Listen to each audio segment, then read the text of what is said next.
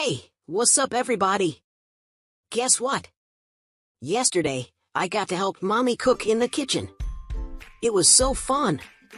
We made this yummy pasta with sauce that smelled so good. You would have thought I was Chef Boy D3 or something. My nose was having a party.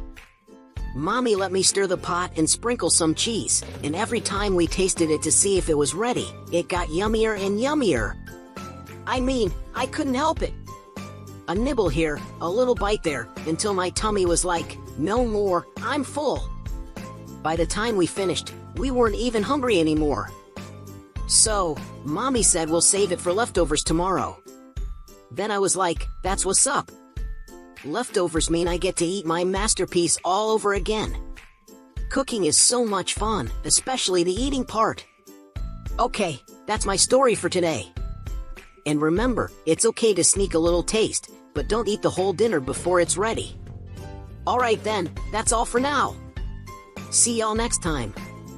Be sure to like and subscribe to my channel if you want more toddler stories.